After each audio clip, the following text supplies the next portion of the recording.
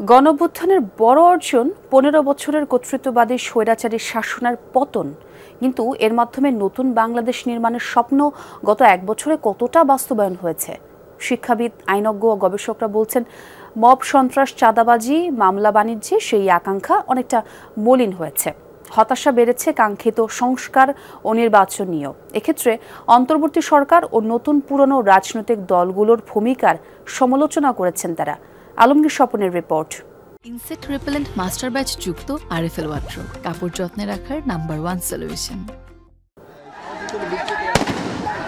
গুলি খাইছে একটা।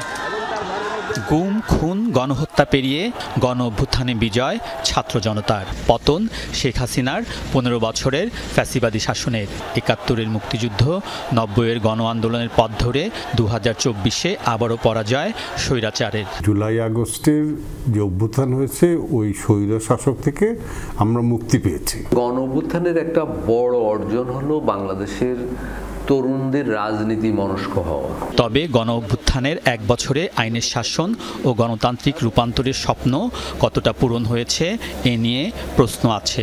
এখন এতগুলি আইনের এত ব্যত্যয় হয়েছে, একটা হত্যা মামলায় ১০০ জনের কম আসামি হয় না। মামলায় নাম দিয়েছি, টাকা দিলে নাম তুলে নিব, এগুলি তো আমরা অহরহ দেখছি। বৈষম্য বিরোধী আন্দোলনের সাথে যুক্ত অনেক ছাত্র কিন্তু নানা ধরনের চাঁদার ঘটনায় ধরা পড়ছে, নানা ধরনের বিভিন্ন জায়গায় তদবির ইত্যাদিতে ধরা পড়ে যাচ্ছে। ক্ষমতার একটু হাতে আসলে আমি এটা নিয়ে আমার সম্পত্তি বানাবো, টাকা বানাবো, আমি বিদেশ পাচার করব, ওই সংস্কৃতির মধ্যে ঢুকে যাওয়া, এটা গণ অভ্যুত্থানের সবার জন্য এটা খুবই বড় একটা আঘাত বলতে হবে। প্রতিষ্ঠান তৈরি করা এবং গভর্নেন্সের স্ট্রাকচারটা পরিবর্তন করা, এই জায়গায় কোনো পরিবর্তন আমরা অন্তত দেখি নাই। গণ অভ্যুত্থানে সক্রিয় ছিলেন অধ্যাপক সামিনা লুৎফা। বলছেন, নীতি নির্ধারণ থেকে রাজনৈতিক সিদ্ধান্ত গ্রহণের প্রক্রিয়ায় অনেকটাই হারিয়ে গেছে নারীরা।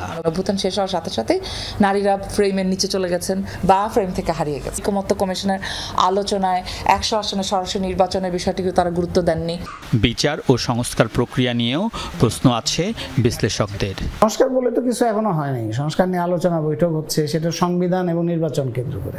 শিক্ষা ব্যবস্থা তো হয়নি, কোনো কমিশনই হয়নি। প্রশাসনিক বা পুলিশ এই সমস্ত বিষয়ে তো কোনো বিচার ব্যবস্থা, এগুলো নিয়ে তেমন কোনো আলোচনাই হয়নি। প্রধানমন্ত্রী ২ মেয়াদে থাকবে, এটা অবশ্যই একটা অগ্রগতি, কিন্তু এতে বাংলাদেশের শ্রমজীবীদের জীবনে বড় ধরনের কোনো মৌলিক পরিবর্তন ঘটবে না। যে আশা ছিল বা আকাঙ্ক্ষা ছিল যে তারা এই বিচার প্রক্রিয়াটাকে যেভাবে দেখবেন, সেই জায়গায় কিন্তু আমাদের আশাটা পূরণ হয়নি।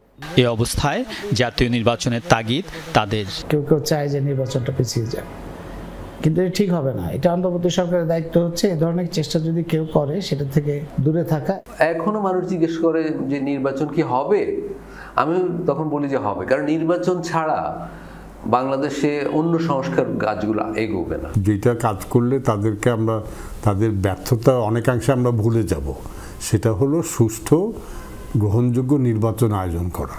বিশ্লেষকরা বলছেন, হতাশার পথ পেরিয়ে নতুন বাংলাদেশ নির্মাণের স্বপ্ন এখনও আছে, তবে তা নির্ভর করবে অন্তর্বর্তী সরকার ও রাজনৈতিক দলগুলোর দায়িত্বশীলতার ওপর। আলমগীর স্বপন, যমুনা নিউজ, ঢাকা।